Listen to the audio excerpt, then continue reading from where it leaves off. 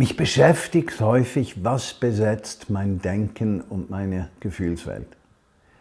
Und ich merke, wenn ich auch mit Menschen unterwegs bin, eine Person, die Georgia regelmäßig schreibt, und die schreibt, sie könne sich nie mehr freuen, sie hätte immer Angst, sie könne nicht mehr schlafen, sie sei vollständig belegt. Und dann denke ich mir, ups, das ist jetzt ein Krankheitsbild. Aber es ist wie ein Bild dafür, dass es Kräfte gibt, die uns kontrollieren möchten.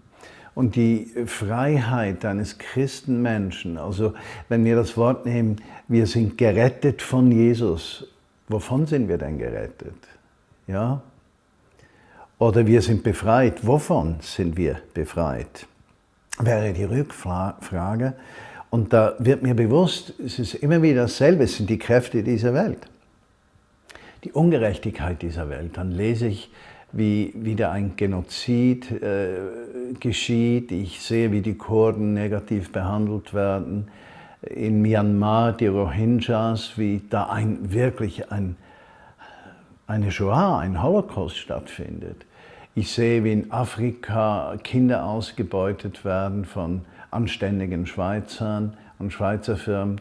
Und ich sehe diese Dinge um mich herum, da muss nur noch in der Vineyard etwas geschehen, was ungerecht ist, oder ein Ehepaar, das auseinandergeht, von dem man gedacht hat, die würden immer zusammenbleiben.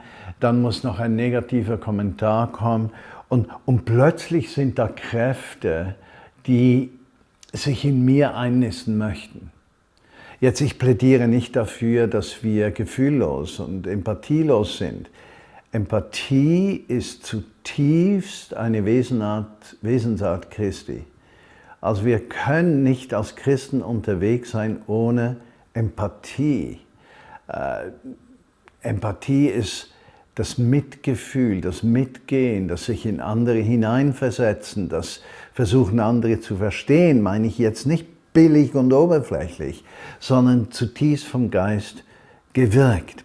Aber was ich beobachte, ist, viele Menschen heute sind besetzt. Besetzt vom Mangel an Zeit, besetzt vom Mangel an Geld, besetzt von Einflüssen von außen, besetzt von Erwartungen, die sich nicht erfüllen, besetzt von Ängsten, besetzt von Unsicherheiten, besetzt von Ungerechtigkeit. Und da möchte ich hineinsprechen.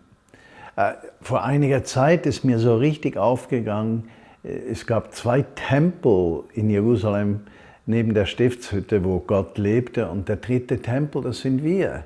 Also Gott lebt in mir, Jesus lebt in mir durch den Heiligen Geist. Und wenn ich jetzt diesen Text lese, dann möchte ich, dass wir etwas tiefer greifen. 1. Korinther 3,16. Wisst ihr nicht, dass ihr Gottes Tempel seid und der Geist Gottes in euch wohnt? Wenn jemand den Tempel Gottes verdirbt, den wird Gott verderben, denn der Tempel Gottes ist heilig, der seid ihr. Also, spricht dieser Text von einem Verderben, das Gott zu mir bringt? Oder spricht er davon, dass die Dinge, die diesen Tempel besetzen werden, dass er die verderben wird, dass er die Kraft hat, diese aus unserem Innersten auszulöschen? Und da kommt mir der Gedanke, ihr sollt keine anderen Götter haben.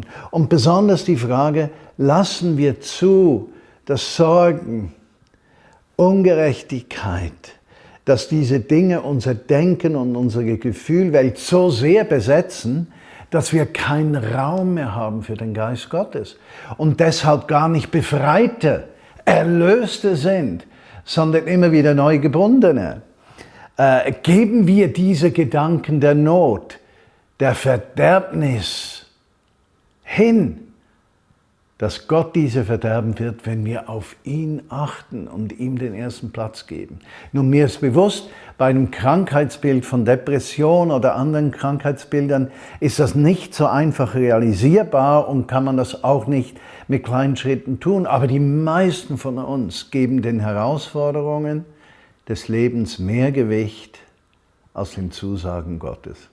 Und da wünsche ich dir, dass du bewusst dieser 3. Tempel bist, der Geist Gottes, der in dir lebt. Ich wünsche dir ein schönes Wochenende und eine kraftvolle Woche.